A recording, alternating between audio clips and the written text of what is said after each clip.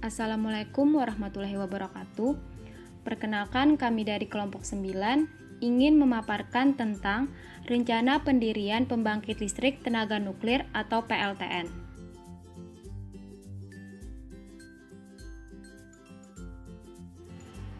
Sebelumnya, perkenalkan terlebih dahulu nama-nama anggota kelompok 9, yaitu ada Berta Amelia Klorinda 1810122200006, M. Rizky Pratama 1810123100013, Nabila Kalista Padilla Putri 1810123200002, Salman Al-Parisi 1811012210012. Kami berempat, perwakilan dari Pusat Penelitian Tenaga Listrik dan Mekatronik LIPI, sangat tidak menyarankan adanya PLTN, dan kami lebih menyarankan adanya Smart Microgrid untuk penyediaan listrik yang sedang kami kembangkan dan telah diterapkan di Raja Ampat, Papua, dan Ciparai, Jawa Barat.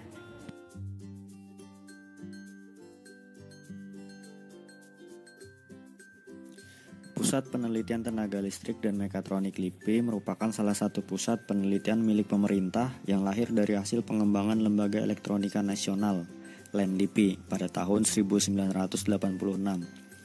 Lembaga Ilmu Pengetahuan Indonesia (LIPI) mengembangkan riset teknologi berupa Smart Microgrid untuk pemenuhan kebutuhan listrik untuk skala lokal yang menjadi problematika pengembangan listrik di daerah terpencil, serta solusi penyediaan listrik dengan memanfaatkan energi baru dan terbarukan. Smart Microgrid itu singkatnya adalah suatu konsep penggabungan teknologi kelistrikan konvensional yang telah diperkuat dengan kecerdasan buatan dengan kemampuan kendali yang dapat memisahkan diri dari jaringan listrik tradisional dan bekerja secara mandiri.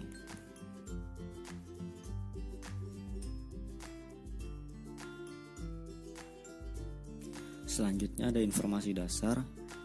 Untuk rencana lokasi pendirian PLTN ini ada di Kecamatan Jorong, Kabupaten Tanah Laut, dengan jarak desa terdekat itu kurang lebih 2 km. Kemudian luasnya 400 hektar dengan kapasitas 1000 MW. Sedangkan jika menggunakan kapasitas PLTU asam-asam maksimal hanya 260 MW. Untuk bahan bakar PLTN sendiri menggunakan uranium dioksida, sedangkan jika menggunakan PLTU maka akan mengkonsumsi 20 hingga 40 ton per tahun. Untuk saat ini konsumsi batu baranya per bulan adalah 10.000 ton. Untuk pengelola PLTN sendiri ini dikelola oleh Duke Energy, yaitu perusahaan pemasok tenaga listrik di Amerika Serikat.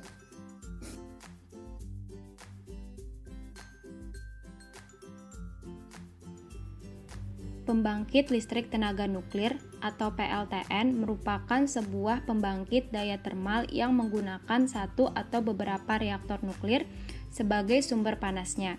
Prinsip kerja dari sebuah PLTN hampir sama dengan sebuah pembangkit listrik tenaga uap atau PLTU, yaitu menggunakan uap bertekanan tinggi untuk memutar turbinnya.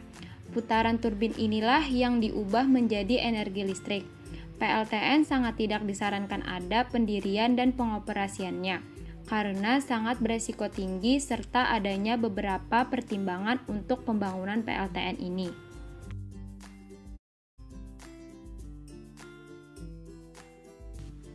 Kementerian Energi dan Sumber Daya Mineral atau yang disingkat ESDM Republik Indonesia pada akhir 2016 lalu mencatat rasio elektrifikasi atau tingkat penduduk yang menikmati listrik 100% telah mencapai 91,15%. Namun, masih banyak daerah-daerah di Indonesia yang belum teraliri listrik, terutama daerah-daerah terpencil. Saat ini, Lembaga Ilmu Pengetahuan Indonesia melalui Pusat Penelitian Tenaga Listrik dan Mekatronik mengembangkan teknologi Smart Microgrid untuk pemenuhan kebutuhan listrik skala lokal yang telah diterapkan di Raja Ampat, Papua, dan Ciparai, Jawa Barat.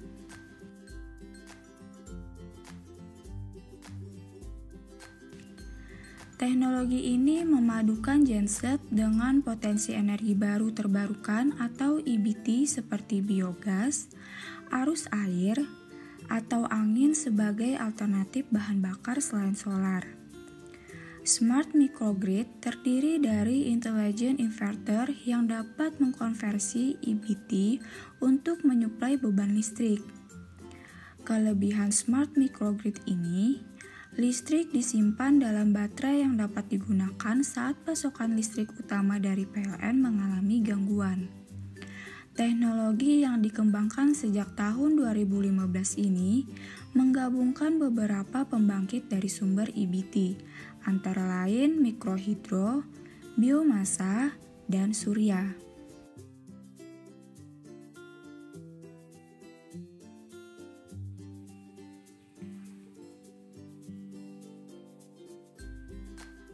Berikut pertimbangan sebelum mendirikan dan mengoperasikan PLTN sebagai berikut.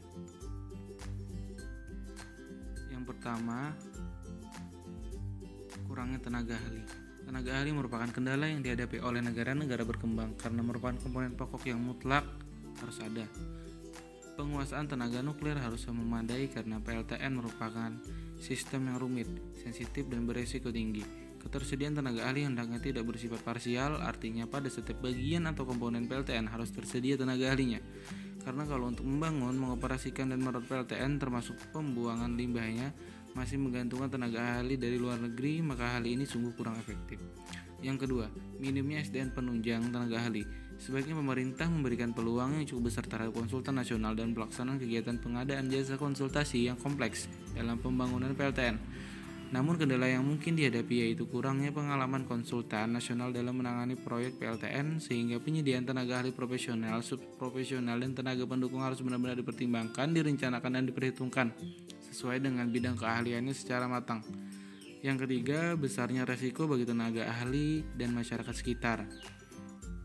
Reaktor untuk pembangkit tenaga seperti PLTN merupakan sumber kontaminasi radioaktif yang dapat mengganggu kesehatan tenaga ahli maupun masyarakat sekitar.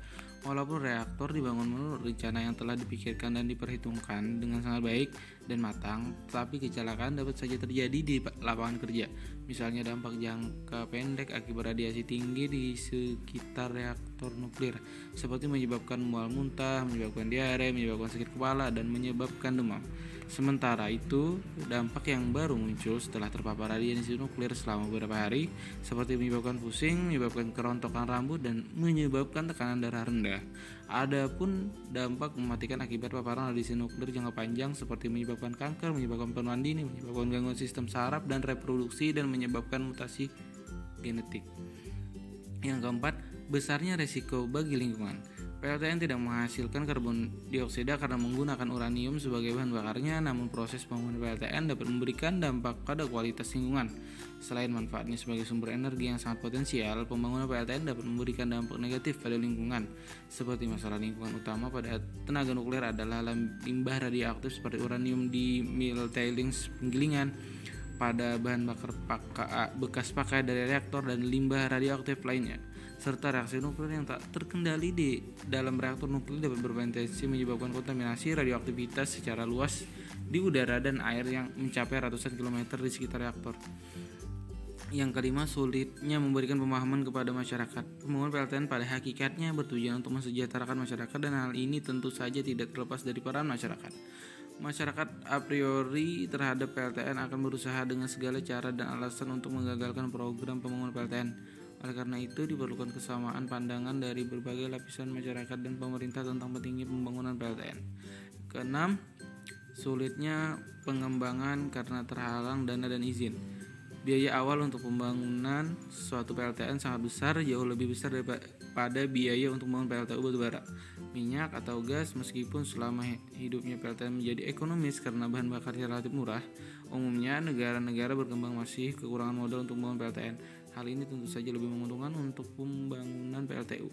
Tingkat efisiensi biasa yang dinilai adalah efisiensi biaya modal, biaya operasi, dan biaya perawatan.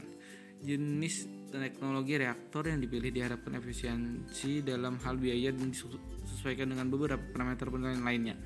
seperti kebutuhan tingkat keselamatan, efisiensi proses konstruksi, serta kemudahan perawatan dari teknologi yang digunakan. Demikian yang dapat kelompok kami sampaikan. Terima kasih banyak.